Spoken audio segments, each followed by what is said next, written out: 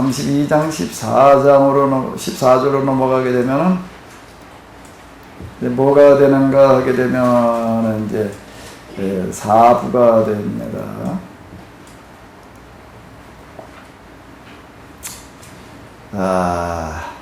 여기 그냥 몇 절만 읽자고요. 자,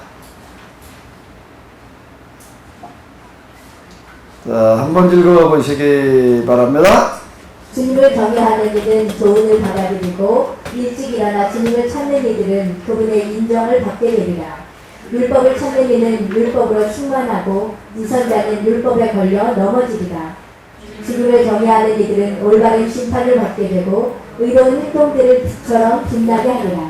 이제 이것도 무슨 얘기인지 이해가 되시죠? 주님을 경외하는 이는 교훈을 받아들이고 일찍 일어나 주님을 찾는 이들은 그분의 인정을 받게 되리라. 그러니까 주님을 경외하고 주님을 찾는다는 거고 뭐하고 같은 얘기는 율법을 찾는 이들. 율법으로 충만하고 위선자는 율법에 걸려 넘어지리라. 그러니까 이제 하나님을 경외하고 섬기는 것, 지혜와 지혜, 하나님, 지혜 이코로 하나님, 또 이코로 뭐라는 얘기가 되는 거죠? 율법 이렇게 나가게 되는 거예요. 꼭 이런 식으로다가 이제 계속 이야기를 하고 있다라고 하는 겁니다. 그러면서 여기에 지금 우리가 일일이 다 읽지는 못하지만은 우리가 이제 어떻게 처신해야 되는가라고 하는 것들을 아주 모든 분야를 다 다루고 있어요. 모든 분야를 다 다루고 있는데 이거는 뭔가 하게 되면은 이런 율법에 기초로 해가지고 여기서 지혜를 터득하게 하는 것뿐만 아니라 우리의 삶의 행동 하나하나를 아주 철저하게 가르쳤다는 이야기가 되는 거예요. 그러니까 나가서 뛰어난 두각을 드러내죠. 이렇게 가르쳐 놓으니까.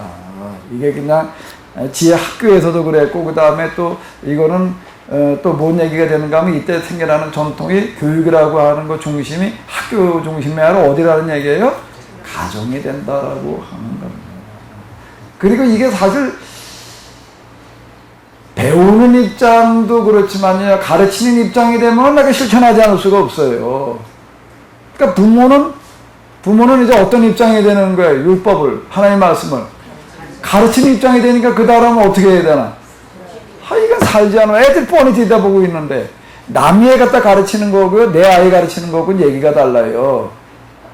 다 이렇게 얘기를 한다고요. 남의 자식은 가르쳐도 지 자식은 못 가르치는데 그렇게 말들을 해요. 왜?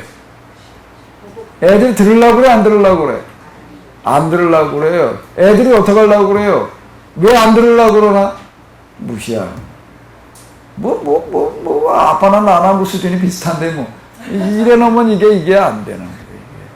그러니까 이게요, 참, 지혜, 신명이라고 하는 게 놀라운 책인 게 뭔가 하게 되면 누가 누굴 가르치라고요? 부모가 자식을 제사장이 가르치는 거 가지고서 또 물론 먹기 들어가는 부분이지만 그렇게 얘기를 하는 게 아니라 부모가 자식을 가르쳐라. 그리고 이게 속에는 가르치기만 하라는 소리가 아니라 뭐가 들어가 있는가가 되는 거죠. 그럼 말은 안 하고 있지만 말할 필요도 없어. 뭐가 되는 거예요?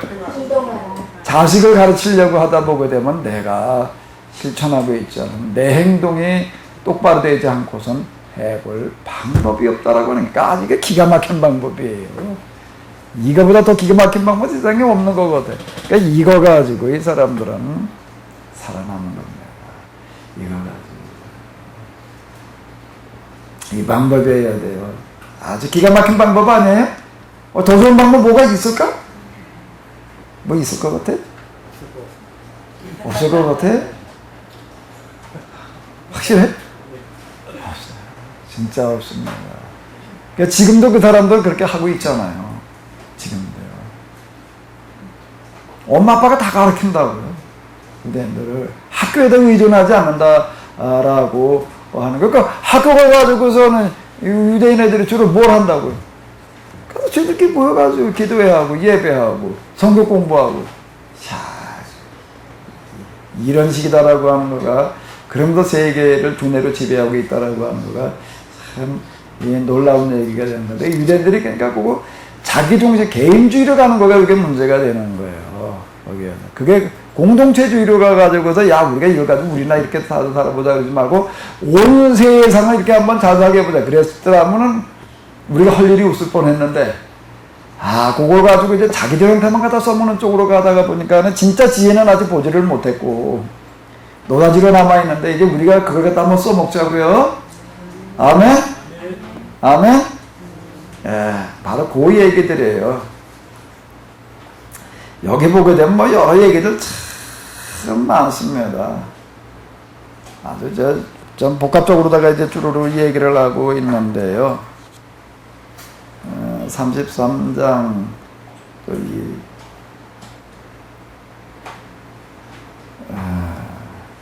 자, 한번 읽어볼까요? 33장 2절이 뭐라고 얘기를 하고 있는가 한번 보시겠습니다. 지혜로운 사람은 율법을 싫어하지 않고 율법을 지키는 채 하는 자는 폭풍우를 만난 대화도 같다. 지각 있는 사람은 율법을 믿으니 그런 이에게 율법은 신탁처럼 믿을만하다. 신탁이 뭔가 하면 하나님의 말씀이라는 얘기거든요. 지혜로운 사람은 율법을 싫어하지 않고 율법을 지키는 채 하는 자는 폭포를 만난 배와 같다. 율법을 어떻게 하는 자? 지키는 채 하는 자. 근데 우리 지금 개신교가 보면 가장 큰 오류 중에 하나는 뭔가 하게 되면 우리가 구원을 율법으로 받는 게 아니다라고 얘기를 하는 바람에 율법이라고 하는 건 필요 없는 것처럼 돼버렸고 그러다가 보니까 아예 관심을 안 가졌고 이렇게 돼버렸어요. 율법이 그냥 들어있기는 해도 그냥 율법을 전혀 중요하게 여기질 않았는데 우리가 사두개인들의 입장에서 배워야 될 부분은 뭔가 하면 이 세상에서 가장 큰 지혜 하나님의 지혜가 어디에 들어있다? 율법에 들어있다. 왜냐하면 거기에 뭐가 들어있기 때문에? 뭐가 들어있기 때문에? 율법에 왜 하나님의 지혜가 들어있다? 뭔 소리예요 그 얘기가? 율법에 뭐가 들어있기 때문에? 뭐가 들어있기 때문에? 세상 모든 사람들이 행복하게 살아갈 수 있는 길이 들어있기 때문에. 신명기에서 선언한 25장 얘기 뭐예요? 내가 너희들에게 일러준 대로 하면 너희 가운데 가난한 자가 없으리라. 이런 얘기 해야 되지 않나? 이렇게 하면 야 너는 가난하게 살지 않겠다 이렇게 말하는 게 아니고 그렇게 말하는 게 아니고 그 유대인들은 그렇게 받아들인 거예요. 그거를요. 그렇게 하지 않고 너희가 내가 일러주는 대로 하면 너희 가운데 뭐가 없으리라? 가난한 자가 없으리라. 이게 지혜라고요. 그게 하나님 나라가 임하는 거예요. 이게 하나님 나라가 임하는 거예요. 자, 그 헬라 문화가 가져다 병폐 가운데 하나가 이제 뭐가 헬라 사람들은 다 영원 불멸을 믿은 게 아니에요. 반대로 간 사람도 있어요.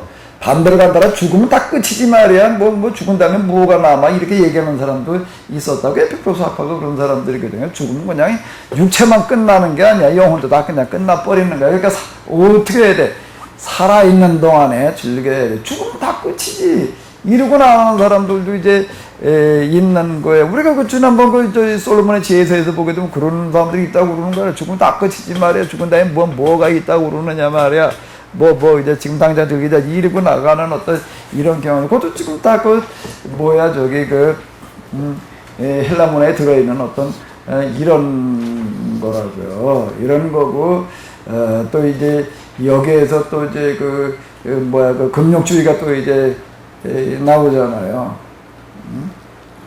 영육 이원론에 기초해 가지고서 우리가 영혼을 해방시키는 그런 금욕의 삶을 살아가야 된다라고 하는 어떤 그런 쪽으로다가 또 치달아가는 어떤 이런 거가 나중에 이제 교회에 들어와 가지고는 수도원을 통해 가지고서 이제 세상에 대해서 무관심하게 만들어 놓는 또 그런 역할을 하게 했는데, 자, 요런 부분들 이제 우리가 여기서 좀 이제 뜯어 고쳐야 될 어떤 이제 이런 거죠. 여기 온갖 얘기를 다 다루고 있습니다. 근데 그거 다 들춰볼 수는 없고, 제가 그냥 쭈루루 이거 내려가면서 제 눈에 띄었던 거, 여러분들 눈에 띄었던 것도 좀 있으실 텐데, 그걸 얘기들 안 하려고 그러시니까, 이런 얘기도 여기 들어있더라고요. 한번 읽어볼까요? 백성의 고관들아 내 말을 들어라. 표진의 지도자들아 귀를 기울여라. 아들과 아내에게 형제와 친구에게 내가 살아있는 동안 자신에 대한 권리를 넘겨주지 말고 네 재산을 남에게 넘겨주지 마라. 그렇게 하면 후회하면서 그것들을 간청하게 되리라. 내가 아직 살아 숨쉬는 한 아무와도 네 자리를 바꾸지 마라. 네 아들들의 손을 바라보느니 자녀가 내게 청하는 것이 더 낫기 때문이다. 너는 모든 일에서 뛰어난 사람이 되어라. 내 명예에 흠을 내지 마라. 내 생애의 마지막 날을 맞이하여 죽을 때에 유산을 나누어 주어라. 아멘? 경험에서 나오는 그런 얘기입니다. 권력은 절대 미래 나눠주지 마라.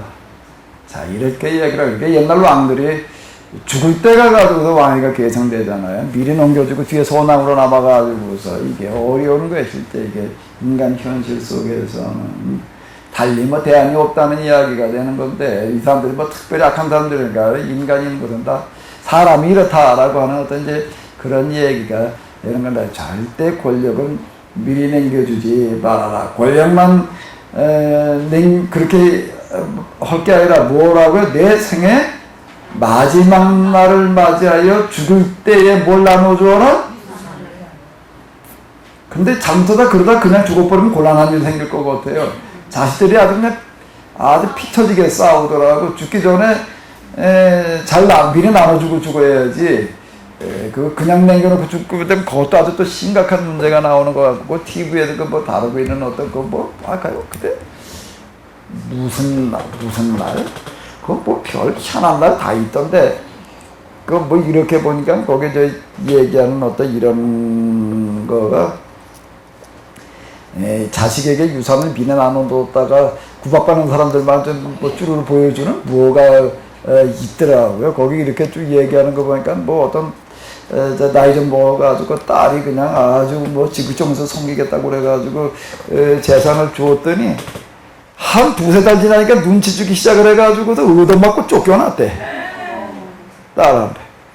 그러고 났더니 그리고 그냥 그걸로만 끝나는 게 아니라 저 아들이 있었는데 또 아들이 와가지고 맨날 행패 부리는 게 또 뭔가 하면 재산을 물려주려면 말이야 장남한테 줘야지 왜 딸한테 줘가지고 또 아들은 아들 데려와가지고 또 맨날 또 와서 그냥 이제 얻어맞고 쫓겨나가지고 지금 그러긴 반에 또 아들은 와서 그러고 있고 뭐 그러는 사례도 보여주고 뭐 그러더라고요. 그러면서 거기도 얘기가 절대 재산은 미리 나눠주지 말래. 미리 나눠주지 말아요. 절대 미리 나눠주지 말래. 가게한테 미리 주지 마. 지금은 나중에라도 혹시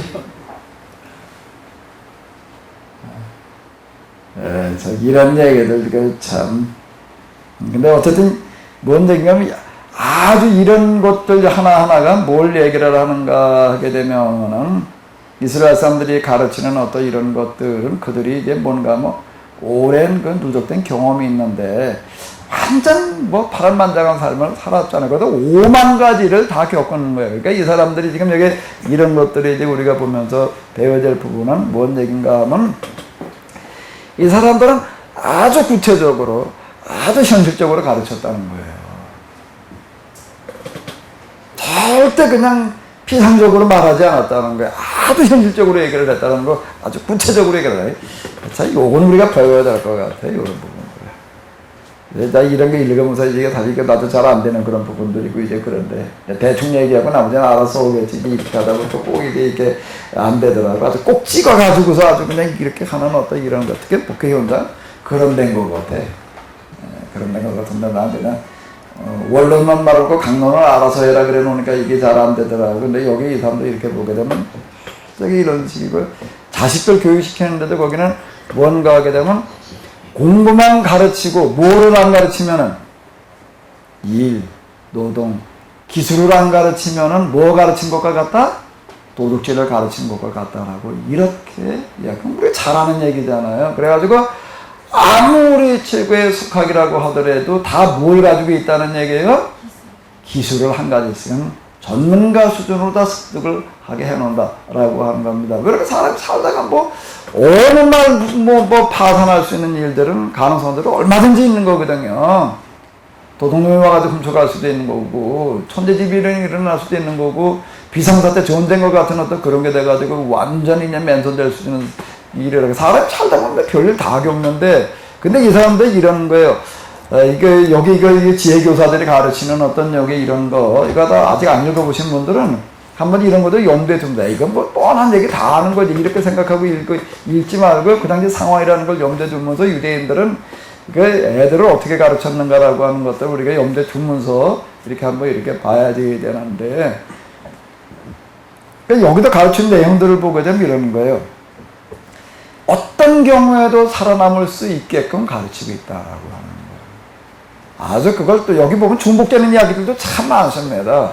그리고 이걸 뭐 딱 그냥 주제별로 나눠가지고도 탁탁탁 이렇게 나눠 놓은 것도 아니고요. 그러니까 이거는 뭔가 평생 가르쳤던 그런 내용을 그냥 중심으로 이렇게 엮어 놓은 것 같은 그런 이제 인상을 이제 주고 있는데요. 그래서 우리가 살아가면서 필요한 어떤 이런 것들을 여기에 다 담아놓고 있습니다. 그러니까 이게 최고의 지혜와 더불어가지고 그것만 가르치고 있는 것이 아니라 그 실용적인 지혜라고 얘기할 수 있는 이런 부분들을 많이 이야기하고 있다라고 하는 겁니다. 그게 이제 오늘의 유대인들을 가능하게 하는 그런 원동력이다라고 이렇게 얘기를 할 수가 있는데요. 그 다음에 또 하나 이게 강조하고 있는 어떤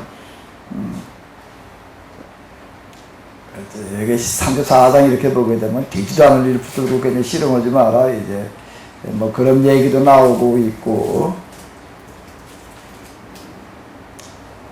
35장으로 넘어가 보겠습니다.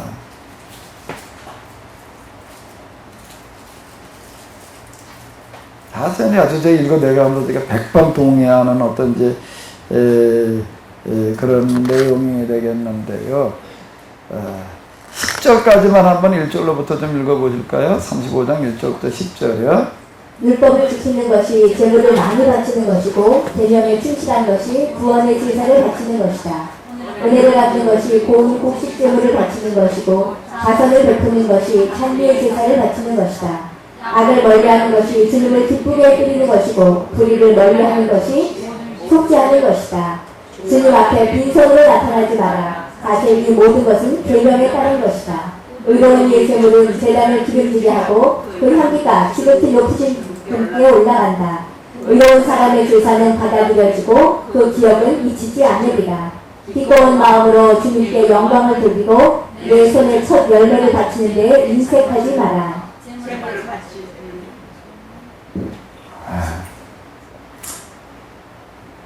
11절도 보게 되면 제물을 받을 때는 언제나 즐거운 얼굴을 하고 11절을 기쁘게 봉헌하여라. 지극히 높으신 분께서 내게 주신 대로 바치고 가벼운 마음으로 기꺼운 마음으로 능력껏 바쳐라. 그러니까 주님께서는 갚아주시는 분이시기에 몇 배로 갚아주신다고요? 7배로 갚아주신다라고 이렇게 이제 얘기를 하고 있는데, 물론 여기 하나님께 헌금을 많이 드리게 되면 하나님께서 갚아준다. 그냥 이제 이렇게도 그렇게 볼 수가 있겠지만, 율법서에서 얘기하는 헌금 정신이라고 하는 것은 단순하게 그런 얘기가 아니거든요. 그러니까 가능하면 정말 이걸 좀 약간 이제 유산 죽기 전에 절대 나눠주지 말아라라고 이렇게 얘기를 하고 있는데, 죽은 다음에 죽을 때 나눠줘라 그러고 있는데, 아예 우리 한 걸음 더 나가가지고서 유산은 아예 자식들한테 남겨주지 말고, 그것도 괜찮을 것 같아. 넌 그냥 알아서 살아라. 내가 너 키워줬으니까 그 나머지 이제 네가 이제 한번 그냥 알아서 살아봐라. 그럼 못 살까? 그러면 어떨까? 너무 심한가? 난 괜찮을 것 같은데.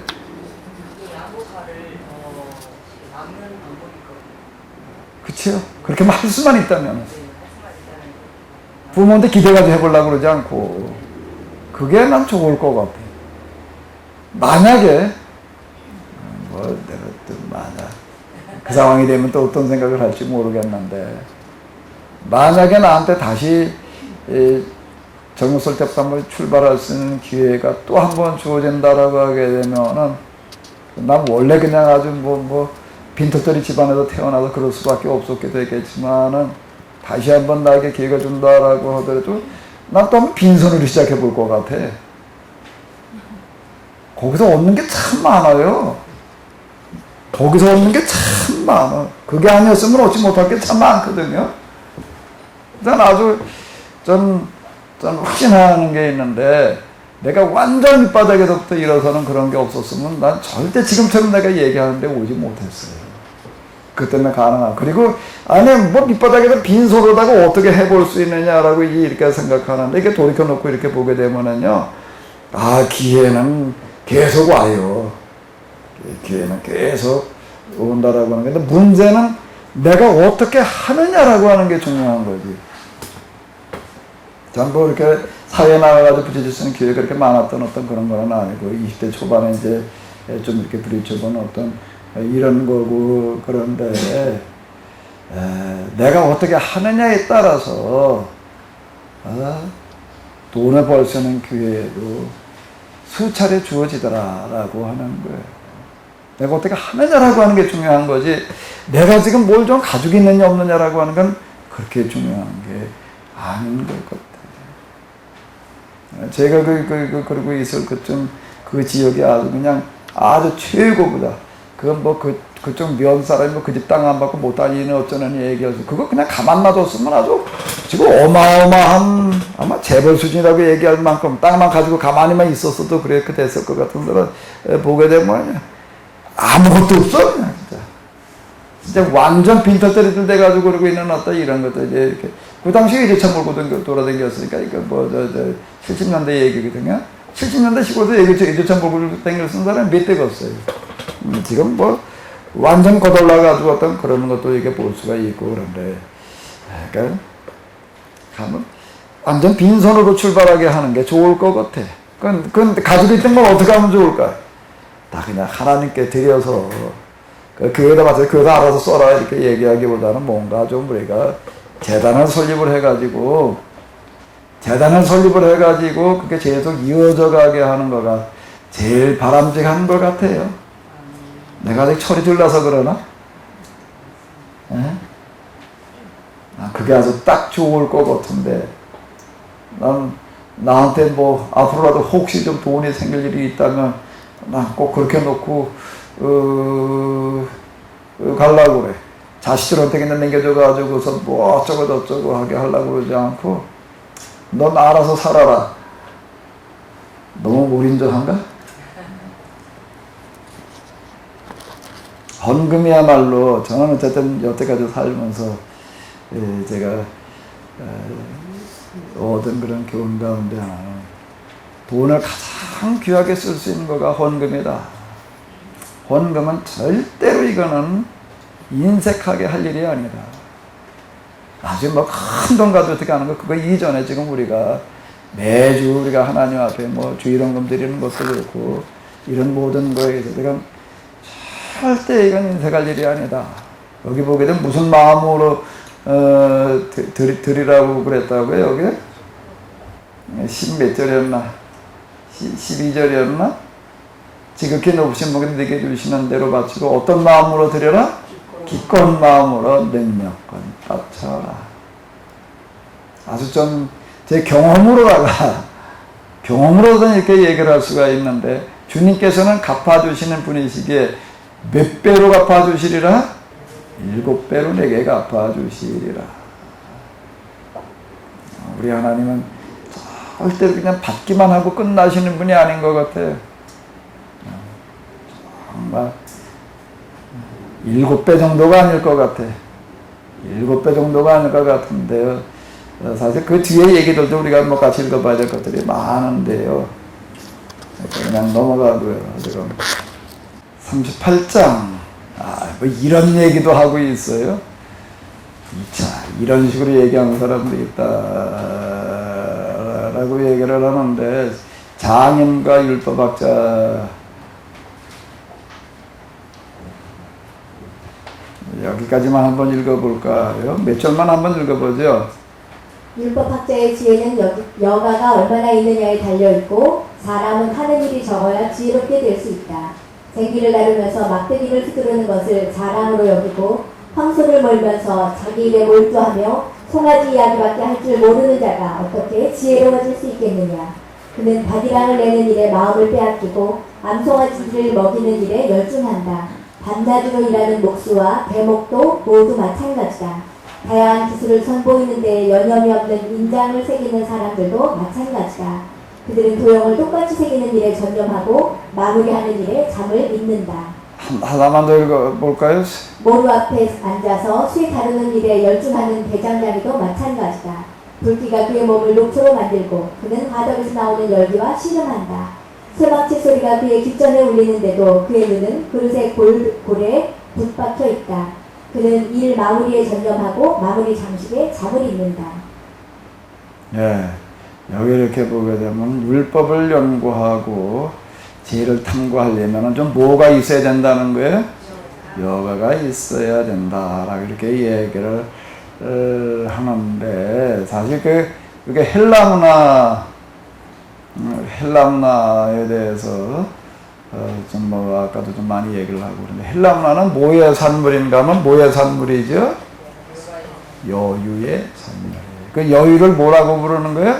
스콜라. 스콜라라고 하는 게 본래 가지고 있는 뜻은 시간적인 여유. 생활에 시간적인 여유라는 건 먹고 살만해야지 시간적인 여유가 생기는 거지. 금방 여기 뭐냐고 그냥 하루 종일 밭이나 갈아야 되는 사람이, 그리고 그 사람 평생 밭만 갈아지 아는 게 뭐밖에 몰라요? 송아지 옆에 얘기밖에 할 줄 모르는 사람이 뭔 지혜를 얘기할 수가 있겠느냐 이렇게. 그러니까 사실 헬라 문화는 뭐의 산물인가 하면 여유의 산물. 아레오바고라고 하는 그 공터는 그냥 시간적인 여유가 있는 사람들이 매일 모여가지고 뭔가 새로운 걸 가지고 얘기를 하다가 보니까 헬라 문화가 만들어졌다라고 이렇게 얘기를 이제 하는 거고, 이건 맞는 얘기예요. 여기서 나오는 지혜는 무슨 지혜예요? 이거는요? 합리적인, 이성적인 지혜. 그러면 히브리 문화의 지혜는 어디서 나왔나? 여유에서 나왔나? 히브리 문화의 지혜는 어디서 나오나요? 어디서 나오는 거예요? 이건 완전 밑바닥에서 나오는 거예요. 완전 밑바닥에서 나오는 거예요. 이 사람들이 언제 앉아가지고 지혜가 뭐냐는 걸 얘기할 겨를도 없어요. 그런데 어떻게 지혜가 나오나? 그럼 여기서는 어떻게 지혜가 나오나? 여기서 무슨 지혜가 나와요? 히브리에서 시간이 없는데. 히브리라는 말이 노예라는 얘기인데, 거기에 지금 드린 욥의 유언서 거기 이렇게 보십시오. 욥의 아내 얘기 아주 이름까지 나와요. 이름까지 나오고 그러는데, 욥이 망해가지고 앓고 있는 동안에 뭐라는 거 어디 가서 하녀로 일해가지고, 물기는 하녀로 일해가지고서 이제 먹고 사는 그런 얘기 나와요. 이게 먹을 게 떨어져가지고 머리 잘라서 빵하고 바꾸는 얘기가 나오고, 이제 그러고 하는데, 이게 보통 그냥 고달프게 이제 다시 노예로 전락해가지고 이제 그렇게 살아가는 어떤 그런 얘기들 나오고 있습니다. 언제 시간이 있어가지고 지혜를 탐구해. 근데 히브리의 지혜는 어떻게 해서 나오는 거지요? 어떻게 해서 나오는 거예요? 뭐에서 나오는 걸까요? 뭐에서 나오는 거지요? 여유로운 시간을 가지고 탐구하는 데서 나오는 게 아니라 어디서 나오는 거예요? 이거는 현장에서 나와요. 현장에 뭐에서 나오는 거지요? 많은, 제가 여기도 계속 얘기를 하잖아요. 여유있게 한가하게 앉아가지고 고민하는 것 속에서 나오는 게 아니고, 똑같은 현장 속에 들어가가지고 뭘 하는 것 속에서요? 몸으로 때우고 부딪히면서 거기서 아파하는 마음, 안타까운 마음과 고민하는 마음 속에서 이게 나오는 거다라고 하는 겁니다. 이게 시간이 많이 걸려요. 욥이 저기 화란 당할 때 나이까지 나와 있는데, 6개나 나오자는 거니까 85살이었대.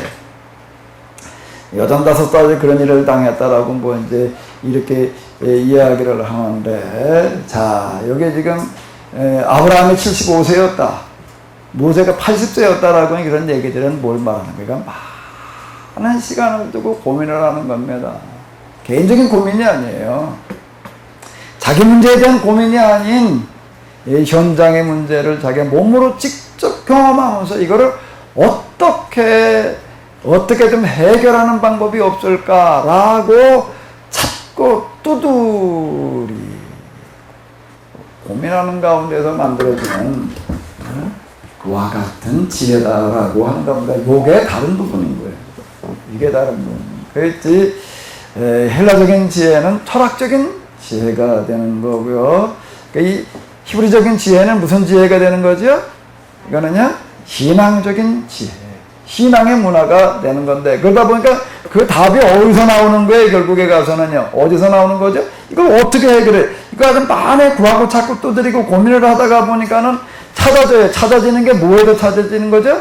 하나님에게도 찾아지는 거예요. 하나님에게도 어떻게? 하나님 체험이 일어나는 거예요, 여기에. 그러니까 결국에 가서는 뭐가 지혜인가 하면 하나님 체험이 지혜가 되는 거예요. 그러니까 하나님 체험이 두 가지 일어나는데, 하나는 인간의 삶의 현장에서, 그리고 그 다음 체험은 어떻게, 여기 이걸로만, 이거 하나님 심정에 여기 체험되고, 진짜 하나님 체험이 또 저 위에 하나님 체험이 일어나는데, 뭐가 일어나는 거죠? 신비 체험이 일어나는 겁니다. 신비 체험이요. 그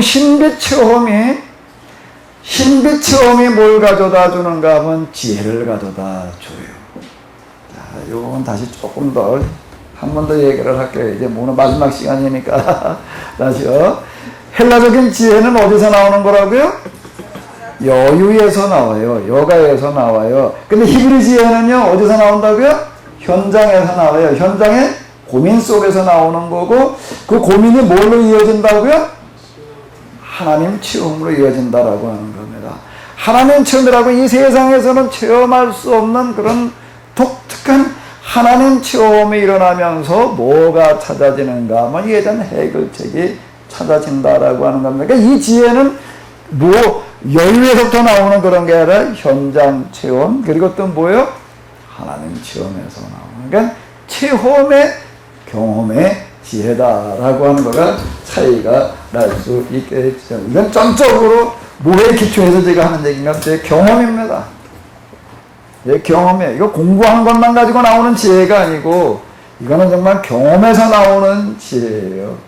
경험에서 나오는 지혜고, 하나님을 경험하고 나니까 어떻게 되는가 하게 되면은, 이 세상 지혜에서 여유에서 나오는 그런 지혜들이 말하려고 하는 것들이 보여요. 그러니까 하나님 체험이라는 체험 속에도 얻는 지혜 속에 여유 속에서 만들어진 지혜가 들어있다라고 하는 겁니다. 지혜만 그게 들어있는 게 아니라 뭐도 들어있는가 하면 가치관도 여기에 들어있는 거고요. 윤리도 들어있는 거고, 모든 게 여기에 들어있다라고 하는 겁니다. 자, 이제 39장으로 가죠. 여기 이제 장인들이 이제 세상에 이런 사람도 얻어내는 그런 지혜를 말하는 거고, 39장으로 넘어가게 되면은 38장 마지막 절부터가 이제 이렇게 되겠는데요. 자, 이걸 몇 장까지로 가야 되나? 11절까지 가도록 하겠습니다. 자, 11절까지를 한번 38장 34절부터 39장 11절까지가 되겠습니다. 온 마음을 다해 지극히 높으신 분의 율법을 명상하는 이는 이런 자들과 다르다. 그는 모든 세상의 지혜를 찾고 예언을 공부하는 데에 몰두한다. 그는 유명한 사람들의 말씀을 보존하고 여러 격언의 뜻을 절절히 꿰뚫어 파악한다.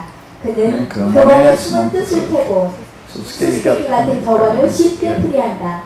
그는 고관들 사이에서 봉직하고 통치자들 앞에 모습을 보인다. 그는 이방 민족들의 땅을 두루다니며 사람들 사이에서 좋고 나쁜 것을 체험으로 깨닫는다.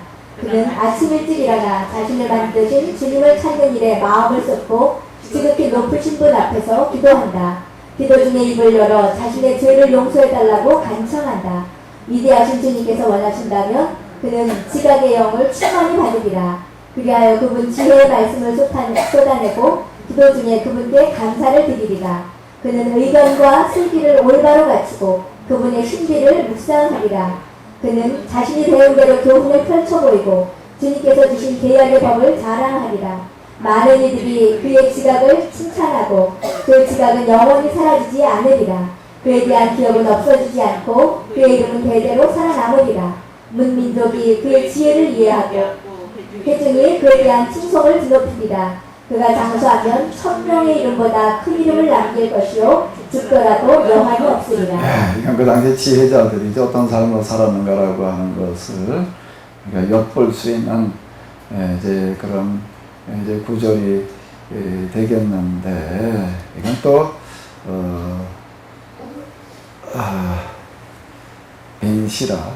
벤시라 자신이 살았던 그런 경험을 그대로 얘기하는 거라고 이렇게 볼 수가 있겠습니다.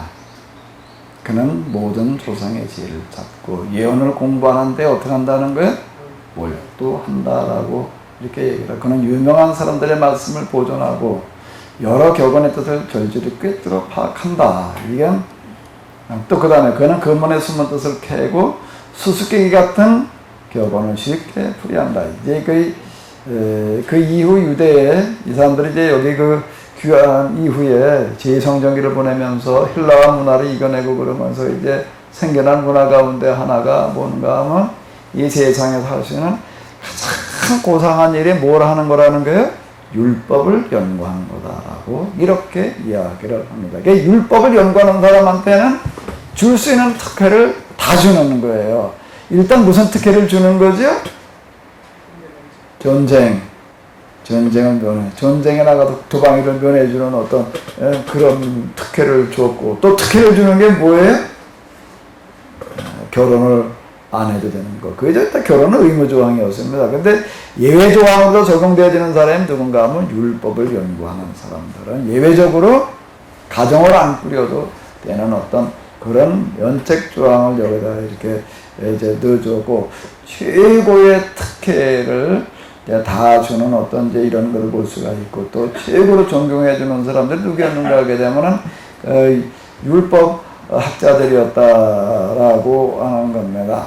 여기 보기도 이런 얘기도 나오는데, 그는 여러 이방 민족들의 땅을 주로 다니며 이제 여행하는 어떤 그런 얘기. 제가 여기 이렇게 보게 되면 여행하는 얘기도 여러 번 나오고 있습니다. 그러니까 벤시라 자신도 사실 여행을 좀 많이 했다라고 이렇게 이야기를 하는데, 그러니까 가르치는 사람들이 가르치는 조건을 이제 갖추기 위해서 얼마나 많은 노력들을 했는가라고 하는 어떤 이런 것들을 볼 수가 있습니다. 여기 또 뭐 기도 생활 같은 것들도 뭐 이제 이게 쭉 들어 있고 이제 그런 건데요.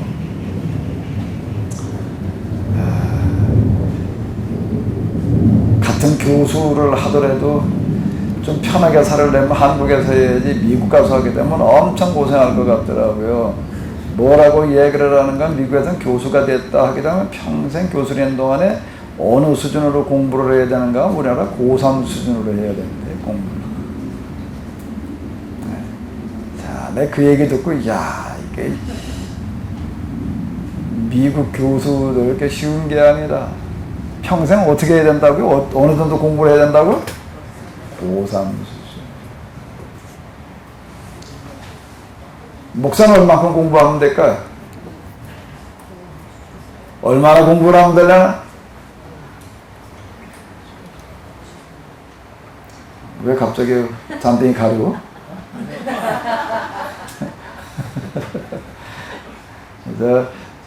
이 문학 활동하는 분들 얘기가 뭐라고 얘기를 하는가 하면, 자기들은 하루 얼마나 공부를 한다고요?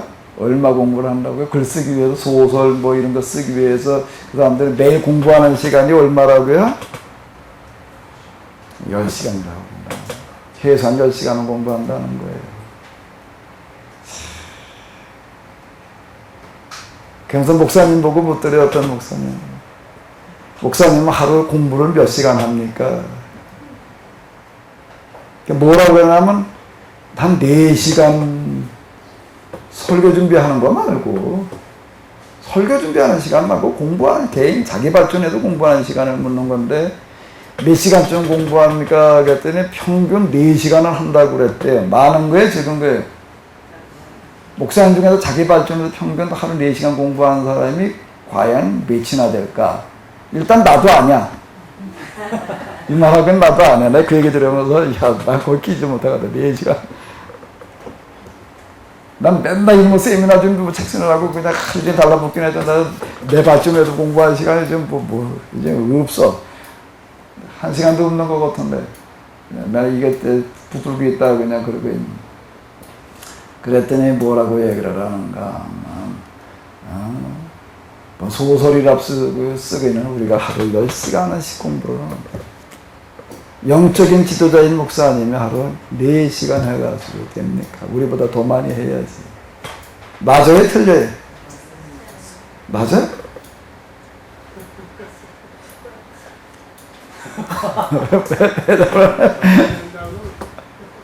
자, 근데 미국의 대학 교수들은 공부를 어떻게 한다고요?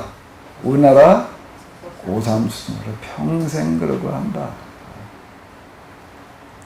맵다는 걸 내가 공통적으로 하는 얘기 이렇게 들었는데요.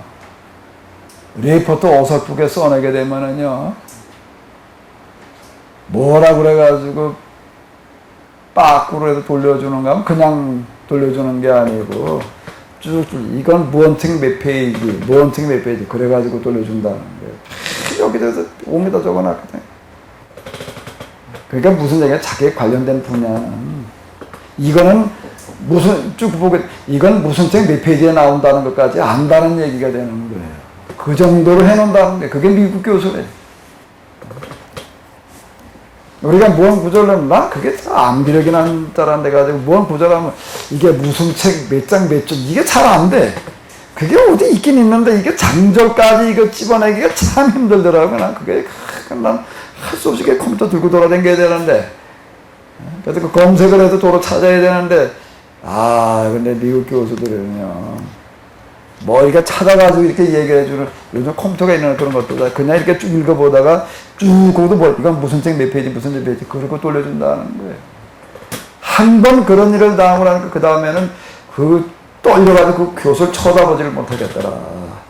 자, 이렇게 얘기들을 하더라고요. 아주 깨끗하게 포기하고 왔다. 그 대학교 박사 공부하러 갔다 그렇게 얘기하는 사람이 있던데.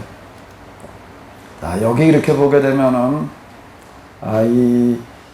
지금 여기 39장 이런 데서 보게 되면 율법을 연구하던 사람들이 얼마나 철저하게 연구를 했는가. 그리고 아이들한테 가르칠 때도 얼마나 실제적으로 가르치는가. 이게 중요할 것 같아요.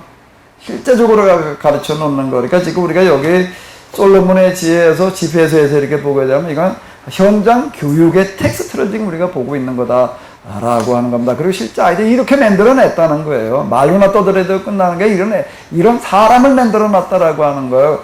그게 뭔가 하면 헬라 문화를 이겨낸 저력입니다. 이걸로 이겨낸 거예요. 이걸로. 이렇게 하는 게 이겨냈지. 헬라 문화가 아무리 개화된 거면 사람을 이렇게 만들어 놓지 못하잖아요. 바로 그런 이제 이게 현장의 이야기들 우리가 이렇게 보는 건데요. 자, 이제 45장 마지막 5부가 되겠는데요. 이제 5부가 되겠습니다. 이제 마지막 5부는 이제 42장 15절로부터 50장 29절이 되겠는데요. 여기 이렇게 나는 이제 주님의 업적을 기억하고 내가 본 것을 묘사하리라. 이렇게 얘기를 하고 있습니다. 이제 경험담을 이제 좀 주르르 열거를 하고 있는데 이제 그러면서 그가 쭉 열거하는 어떤 이런 것들을 보게 되면은 사실 3장으로부터 이렇게 보게 되면은 자연에 대해서 쭉 언급하고 있는 어떤 이런 것들을 볼 수가 있습니다. 푸른 하늘, 태양, 달, 별, 뭐 여기 다양하게 얘기를 하고 있는데요. 그 다음에 또 뭐요? 무지개. 11절로 넘어가게 되면 이제 무지개를 얘기를 하고 있고, 또 그 다음에 뭘 말하는 게 번개, 구름, 우박, 천둥 소리, 눈, 이슬, 북풍, 안개, 바다. 자, 이런 거 하나하나 언급하는 것을 보게 되면 율법을 가르치기 위해서 그러는 자연 현상들을 얼마나 치밀하게 관찰을 하고 연구했는가라고 하는 것들을 보여주고 있습니다. 율법을 가르친다라고 하는 거, 그 율법의 기초가, 그 지혜가 이제 여러 가지 지혜가 있는데 그 기초가 뭔가 하면 자연의 원리와 이치 쪽에서 찾아내야 되기 때문에 이런 것들을 하나하나를 그냥 스쳐보내지 않았다라고 하는 겁니다. 뭐, 지난번에 솔로몬의 지혜서에서 뭐 어깨를 뭘 어떻게 하고 걸어가는 거 네 가지가 있는데 뭐 사자와 그 중에 하나가 뭐라고요? 수탉. 그거 관찰하는 걸 한번 봐봐요. 뭐 그런 얘기들 뭐 여러 가지 이렇게 다 관찰하고 있다라고 하는 어떤 이제 그런 얘기들이 되는 거고요. 그 다음에 이제 44장으로 넘어가서는 44장으로부터는 뭘 다루고 있는가 하면 조상들에 대한 징송이 나오는데, 자, 여기 몇 절만 좀 읽어볼까요? 1절로 부터 15절까지를 좀 먼저 읽어보시도록 하겠습니다. 1절부터 15절이 되겠습니다. 이제는 훌륭한 사람들과 역대 선조들을 칭송하자. 주님께서는 수많은 영광을 마련하시고 처음부터 그분의 위엄을 이루셨다.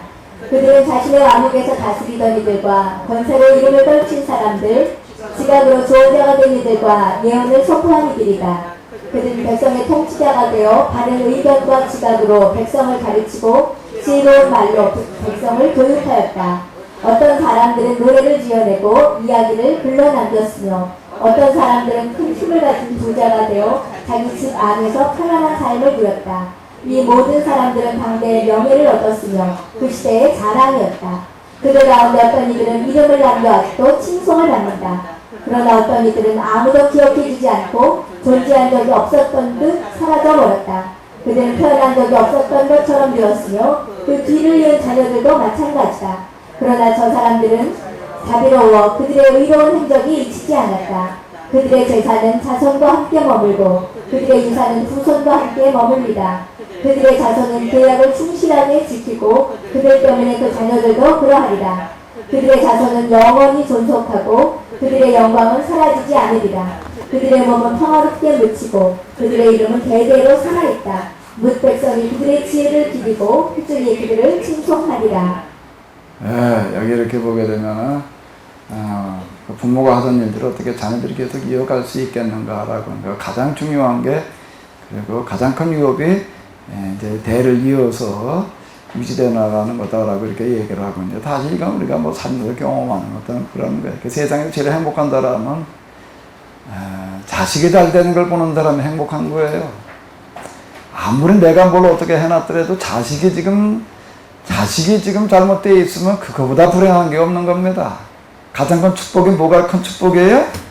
자식이 잘 되는 거. 나보다 자식이 더 잘 돼야 돼.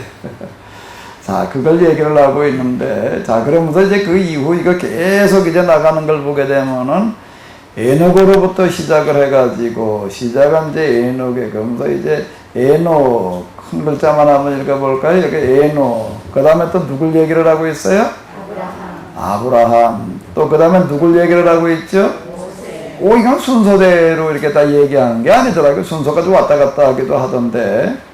그 다음에 쭉 이렇게 보게 되면 또 누구에 대해서 얘기를 하고 있어요? 아론. 모세에 대해서 얼만큼 얘기를 했나? 좀 얘기를 했어요, 이만큼. 이 4장 23절에서 5장 몇 절이에요? 5절인가? 아브라함에 대해서는 얼마나 얘기를 했나? 44장 19절에서부터 23절까지고, 모세에 대해서도 좀 얘기를 했고, 그 다음에 아론은 45장 6절부터 몇 절까지 얘기를 하나 한번 줄을 이렇게 봐봐요. 아론 여기인데 45장 6절부터 몇 절까지죠?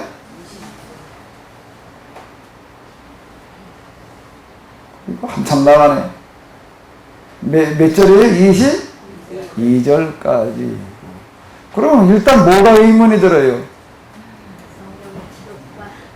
아론에 대해서 왜 이렇게 길게 얘기를 하지?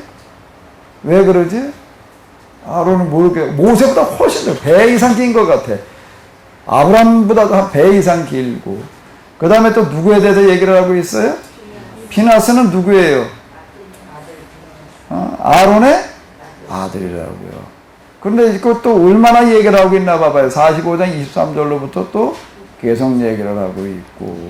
자, 이런 것들 이렇게 쭈루루 보게 되면은, 비나스도 제사장이잖아요. 여기까지 이렇게 합쳐서 이렇게 놓고 본다라고 하게 되면 제사장에 대해서 길게 이야기를 하고 있다라고 하는 거고, 그리고 그 뒤에 가보게 되면 또 그렇습니다. 이제 쭉 나가다 보게 되면은 또 그런 것들을 이제 발견하게 되는데, 이것들은 뭘 반영하고 있는 거죠? 이렇게 제사장에 대해서 계속 길게 얘기를 한다라고 하는 건, 지금 이런 지혜교사 이 역할을 하고 있는 사람이 어느 계열의 사람이라고 하는 걸 우리가 좀 엿볼 수 있는 거죠? 사두개파에 속한 사람이었다라고 하는 것들을 우리가 여기서 엿볼 수 있는 거. 그리고 여기는 무슨 불멸의 영혼 불멸 어쩌고 저쩌고 내세의 하나님의 사후보다 이런 게 아주 이런 반구도 없다라고 하는 것들이 이런 것들을 얘기를 하고 있고, 여호수아, 그 다음에 또 누구예요? 갈렙, 또 누구예요? 그 다음에 판관, 사사들을 얘기를 하는 건데요. 사사들에 대해서는 2절, 거기 사람이 10명 이상인데, 그 다음에 이제 사무엘 좀 길게 얘기를 하고, 그 다음에 이제 나단도 또 이게 꽤 길게 얘기를 하고 있는 어떤 이런 거를 이렇게 볼 수가 있는데, 그 다음에 또 누구의 이제 솔로몬에 대해서 얘기를 하고 있고, 그 다음에 또 누구의 이제 그 아들, 그 다음에 또 누구의 여로보암, 이제 이게 북왕국 최초의 왕이 되겠는데요. 그 다음에 또 누굴 다뤄요? 이제 엘리야, 엘리사, 히스기야, 이사야, 요시야, 그 다음에 이제 에스겔, 또 12 예언자도 묶어가지고서 그냥 한 3절인가? 몇 절이? 4절인가? 3절인가? 이렇게 얘기를 하고, 그 다음에 느헤미야, 순서가 또 이제 바꿔져가지고서 요새, 또 그다음에 대제사장 시몬 50장으로 넘어가게 되면 이제 대제사장 시몬에 대해서 얘기를 하고 있는데, 이것도 한번 그냥 우리가 몇 절만 좀 한번 읽어볼까요? 한 10절까지만 좀 읽어보도록 하겠습니다. 오니아스의 아들 시몬은 대사대로서 생전에 주님의 집을 수리하고 자기 생애의 성전을 견고하게 만들었다. 그는 안뜰의 높은 벽에 기초를 놓았고 성전을 둘러싼 담을 높이 쌓아 올렸다. 그는 자기 생애의 저수동굴을 팠는데 그 웅덩이 둘레는 바다 같았다. 시몬은 백성을 멸망에서 구해낼 방도를 생각하고 포위를 대피하여 도성을 요새로 만들었다. 그가 지성소에서 나와 백성에게 둘러싸였을 때 얼마나 영광스러웠던가. 그는 구름 사이에서 비치는 새벽별 같고 축제일의 보름달 같았으며 지극히 높으신 분의 성전을 비추는 흘러 같고 영광의 구름 사이에서 빛나는 무지개와도 같았다. 그는 봄날 장미꽃 같고 샘물가에 핀 백합 같았으며 여름철 레바논 푸른 싹과 같았다. 그는 향로에 담긴 불과 타오르는 향과 같았고 두드려 만든 온갖 보석으로 장식한 황금그릇 같았다. 그는 열매들이 달린 올리브 나무 같고 구름까지 치솟은 송백 같았다. 그러니까 끝나지 않고 계속 이제 50장 이게 몇 절까지 이어지고 있나? 50장 21절까지 계속 이제 이어지고 있는데, 이제 그 대제사장이 등장을 해가지고서 죄를 집행하는 어떤 이런 것들을 이렇게 길게 다루고 있습니다. 그 이유는 그 이제 사두개파 중에 한 사람이었기 때문에 이렇게 보지 않았을까라고 이렇게 이제 생각이 이제 되어집니다. 그런데 이제 그 이전에 이렇게 보게 되면은 이건 이제 사두개파 계열의 글이라고 볼 수 있는 거고, 솔로몬의 지혜에서는 어느 그 계파라는 거예요? 바리새파. 공통점이 있습니다. 뭐가 공통점이었죠? 지금까지 이렇게 볼 때 이제 거진 다 왔어요. 이제 거진 다 왔는데 50장까지 왔으니까 51장 이제 이제 거의 다 왔습니다. 뭐가 공통점일까요? 그럼 나물에 가가지고 같이 공통적으로 다루게 했는데 뭘 다룰까요? 뭘 다루지요? 다 잊어버리셨구만. 아주 중요하게 다루는 게 뭐였지요? 솔로몬의 지혜서에서 마지막에 마무리 짓는 거예요. 뭐예요? 뭐로 마무리 짓는 거죠? 그들의 역사 해석이었다는 겁니다. 지금 여기도 보게 되면 또 어때요? 여기도 역사 해석인 거예요. 이번엔 뭐 중심으로요? 어떤 인물들, 여기에 주로 지혜라고 하는 그런 시각에서 인물들 하나하나로 이렇게 다루다. 지금 여기 뭐 이렇게 간단하게 얘기를 하고 있는데, 그 당시 그 기록이라고 하는 어떤 그런 현실성으로 이렇게 놓고 볼 때에, 그래서 자세하게 뭐 기록하고 그럴 수 있는 어떤 시대가 아니거든요. 근데 여기서 이렇게 얘기한 요것만, 실제 가르칠 때에는 요것만 말한 건 아니거든요. 그러니까 가르치는데 그들의 역사 속에서 이걸 꼭 하나하나 다 얘기하고 넘어간다라고 하는 거가 특징이다라고 하는 겁니다. 그 예언자들도 마찬가지고요. 지혜자들도 마찬가지고. 이 사람들은 항상 그들의 교육 가운데 뭐가 같이 진행되어지는 거죠? 역사를 언급하는 것들은 꼭 같이 진행되어지고 있다라고 하는 거가 하나의 그 공통점이 되겠습니다. 그럼 바리새이적인 접근을 해도 그렇고, 또 그 다음에 뭐예요? 사두개적인 접근을 해도 그렇고, 또 뭐예요? 예언적인 접근을 해도 그렇고, 꼭 역사를 중시한다라고 하는 그런 부분들이 공통점이다 라고 하는 거예요. 그 요걸 우리가 빠뜨리면 안 되는 거예요. 그러니까 이들의 교육은 꼭 그 교육을 뭘 기초해 가지고 전개해 나간다고요? 역사다라고 한 겁니다. 그러니까 역사를 모르면 안 되는 거예요. 그 다음에 이제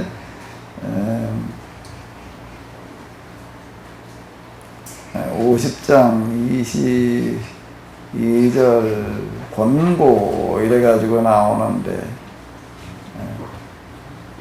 한번 여기 좀 읽어보실까요? 몇 절까지를 보시는가 하면 25절이 되겠습니다. 22절로부터 25절입니다. 이제 만물의 하나님께 찬미를 드려라. 그분께서는 어느 곳에서나 위대한 일을 하시고 우리의 나라를 모태에서부터 높여주시며 우리를 당신의 자비로 대해주신다. 그분께서 우리의 마음에 기쁨을 주시고 우리 시대의 이스라엘 안에 옛날처럼 평화가 깃들게 해주시기를, 그분께서 당신의 자비를 우리에게 베푸시고 우리 시대에 우리를 구원해 주시기를, 나 자신이 혐오하는 민족이 둘 있고 셋째 것은 민족이라 할 수도 없다. 그들은 세일산에서 사는 자들과 팔레스타인 그리고 스켐에 거주하는 어리석은 백성들이다. 여기 패러그라프 구분을 지금 빠뜨려서 안 돼서 그런데, 근데 패러그라프 좀 이렇게 달라지는 건데, 먼저 하나님에 대한 찬미가 되는 거고, 그 다음에 여기 이제 혐오스러운 민족을 열거를 해 나가는, 그건 이제 여기 제목이 되는 건데, 우리는 나 자신을 혐오하는 민족 둘이 있고 셋째 것은 민족이라고 할 수도 없다. 그들은 세르산에 사는 자들과 팔레스티아인들, 그리고 스켐에 거주하는 어리석은 백성들이다라고, 자 이렇게 얘기하는 구절이 나오는데, 이게 세르산인데 세겜산 얘기를 하는 거고요. 스켐, 세겜 다 이쪽 세르산이니까 사마리아가 무슨 산이? 사마리아에 있는 산은 뭐예요? 이 산에서도 말고 저 산에도 말라는 산이 에발산이 아니고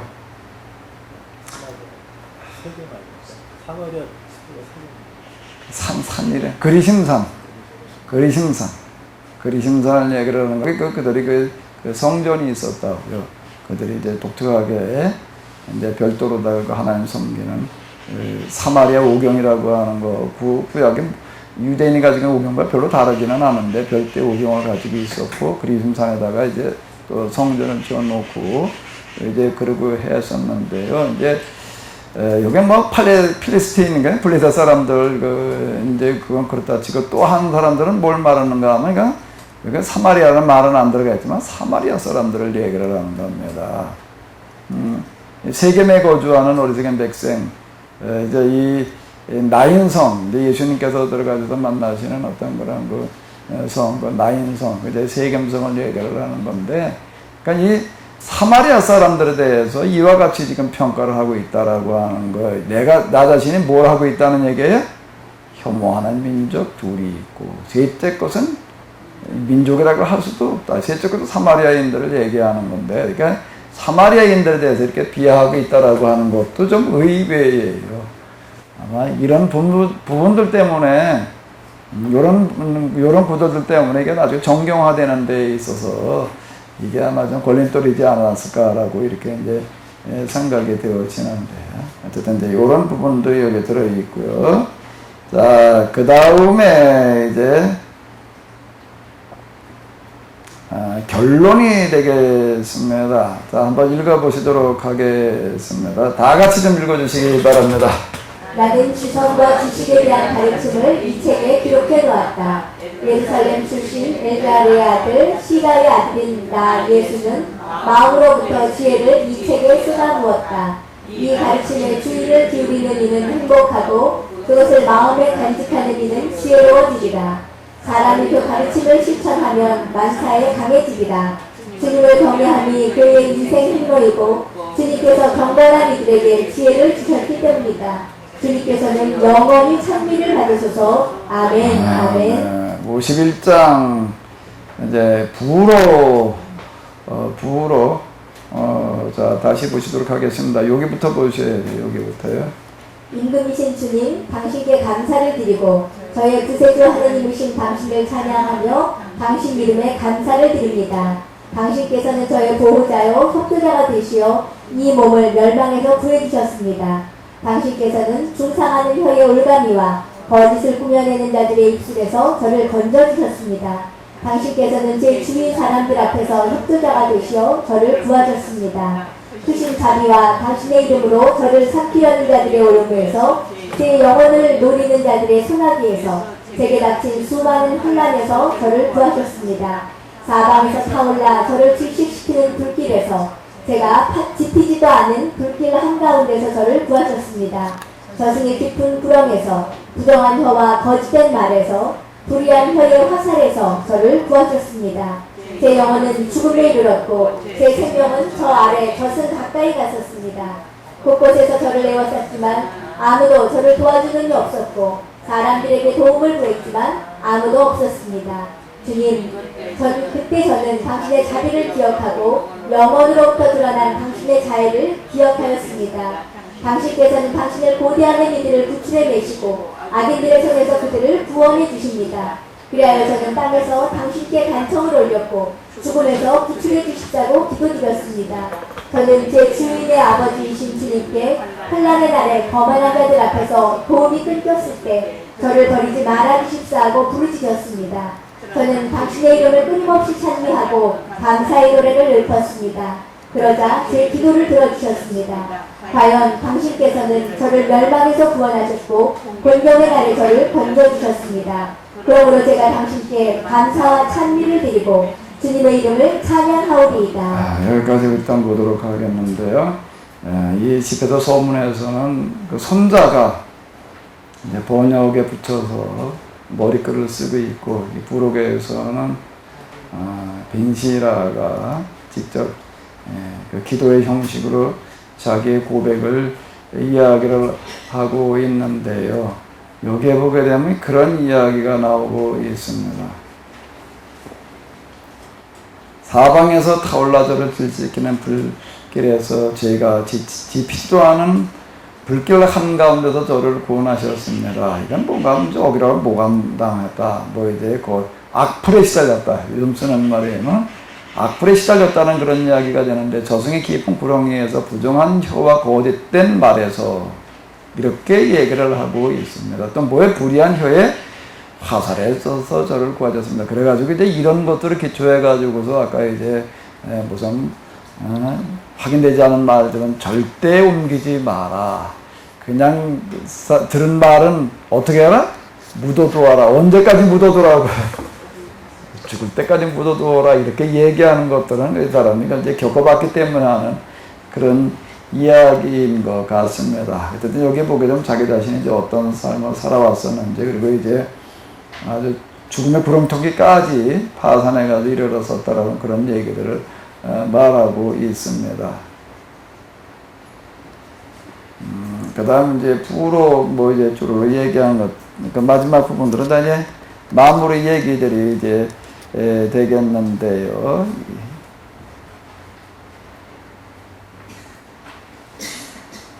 자, 여기는 좀 한번 읽어보도록 하겠습니다. 잠깐만요, 여기는. 이건 좀 공동번역의 요구조를 아주 잘 해놓은 것 같은데, 그냥 뭐 한번 읽도록 하겠습니다. 나는 입을 열어 이렇게 말하였다. 돈 없이 지혜를 차지하여라. 너희 목에 멍에를 씌우고 너희 영혼이 그 가르침을 받아들이게 하여라. 그것은 곁에 있어 찾기 쉽다. 나 자신이 얼마나 적은 노력을 기울여 큰 안식을 얻게 되었는지 너희 눈으로 보아라. 많은 양의 은으로 가르침을 얻어라. 그리고 그것으로 많은 금을 차지하여라. 너희 영혼이 주님의 자비 안에서 기쁨을 누리기를. 너희는 그분을 찬미하는 일을 부끄러워하지 말라.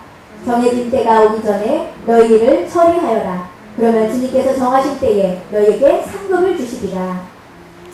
여기 이제 그 공동번역으로 제가 다시 좀 읽어드리게 되면은요, 25절을 공동번역에서는 이렇게 이야기하고 있습니다. 나 이제 결론 삼아 말한다. 지혜를 돈으로 살 생각을 말하라. 이렇게 얘기를 하고요. 그 다음에 26절에서는 이렇게 이야기를 하고 있습니다. 내 목에 지혜의 멍에를 씌워라. 그리고 내 마음의 지혜의 가르침을 받아라. 26절 이제 어떤 거는 그 카톨릭 성경이 좀 더 이렇게 나은 번역이 있고, 어떤 건 이제 좀 공동 번역인데, 이거 공동 번역의 이 부분은 참 정리를 잘 해놓은 것 같아요. 26절이 그렇고요. 그리고 이제 뭐라고 얘기를 하는 마지막에 이렇게 얘기를 하고 있습니다. 지혜는 바로 내 곁에 있다. 그거는 곁에 있어 찾기 쉽다 그랬는데, 지혜는 바로 내 곁에 있다라고 이렇게 얘기를 하고 있는데요. 그리고 이제 맨 마지막에 공동 번역이 이렇게 끝나고 있습니다. 시라의 아들 예수의 지혜.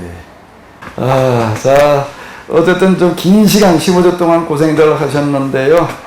좀 지혜가 정리가 되셨나 모르겠네요. 나머지 부분들은 가져도 여러분들이 더 좋은 방식으로 잘 갖고 받고 정리하시기 바랍니다. 네, 긴 시간 수고 많으셨습니다.